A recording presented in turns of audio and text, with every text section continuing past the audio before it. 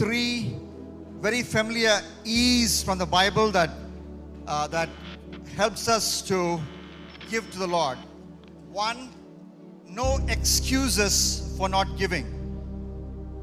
கொடுக்கிற காரியங்களிலே 3 அம்சங்களை குறித்து உங்களோடு கூட பேச விரும்புகிறேன். அதில் முதலாவது, கொடுப்பதற்கு சாக்கு போக்குகள் கிடையாது. 2 Corinthians chapter 8 1 and 2, a church gave amidst extreme poverty.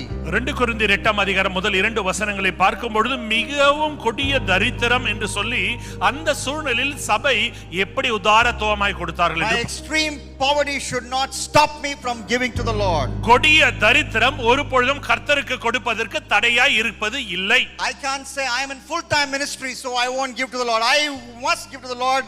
And by God's grace, in an imperfect way, we give to the Lord, Ivan and I. முழு நேரத்தில் ஊழியத்தில் இருக்கிறதால நான் கொடுக்க வேண்டிய அவசியம் இல்லை, என்னால் கொடுக்க முடியாது என்று சொல்வதில்லை. மாறாக நானும் என்னுடைய மனைவியுமாக கர்த்தருக்கு கொடுக்கிற காரியங்களில் எங்களை ஈடுபடுத்திக் கொண்டிருக்கிறோம். Don't say I am a child, I can't give to the Lord. You can give part of your pocket money to the Lord. ஐயோ, நான் சின்ன பையனா இருக்கிறேன், சின்ன பொண்ணா இருக்கிறேன், எனக்கு கொடுக்கிறதுக்கு காசு கிடையாதுன்னு சொல்ல முடியாது. உங்க கிட்ட இருக்கிற பாக்கெட் மணியில இருந்து கூட கர்த்தருக்கு காணிக்கை கொடுக்க முடியும். No excuses for not giving. கொடுப்பதில் சாக்கு போக்குகள் இருக்க முடியாது. Second, yes, excellence for giving. இரண்டாவது, கொடுப்பதில் சிறந்ததாய் கொடுப்பது.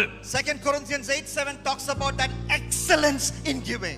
2 கொரிந்தியர் 8ஆம் அதிகாரம் 7வது வசனத்திலே கொடுப்பதிலே சிறந்ததாய் இருக்கிறது குறித்து சொல்லப்படுகிறது. As an itinerant evangelist who has ministered in this church, I have experienced the excellence in giving by our pastors, Pastor Jay and Pastor Anjali, and that is really number one.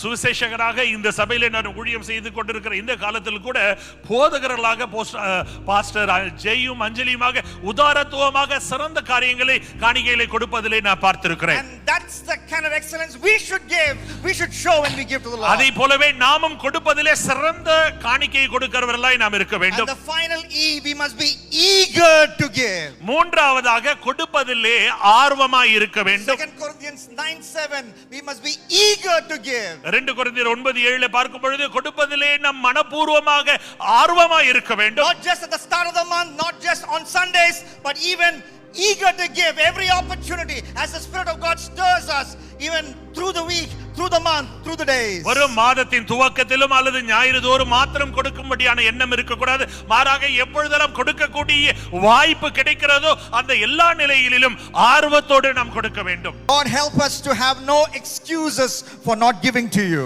ஆண்டவரே, உமக்கு கொடுப்பதில் எந்த விதமான சாக்கு போக்குகள் சொல்லாதபடி எங்களுக்கு உதவி செய்வீராக. Lord help us to be excellent in our giving. கொடுப்பதிலே சிறந்தவர்களாய் நாங்கள் விளங்க எங்களுக்கு உதவி Lord help செய்வீராக. us to be eager to give. கொடுப்பதிலே ஆர்வமாய் நாங்கள் இருக்க எங்களுக்கு உதவி செய்வீராக. As we join together to give to the work and ministry of the Ark Victory Church, I pray that you will bless it and multiply it to millions. Ark Victory சபையோடு இணைந்து கர்த்தருடைய ஊழியத்துக்கு நாங்கள் கொடுக்கிற வேளையில், கை கோர்க்கிற வேளையில் கர்த்தர் எங்களுடைய கரங்களை பலப்படுத்துவீராக, எங்கள் கரங்களை ஆசீர்வதிப்பீராக. In Jesus Christ's name I pray. இயேசுவின் வல்லமையுள்ள நாமத்தில் ஜெபிக்கிறோம் பிதாவே.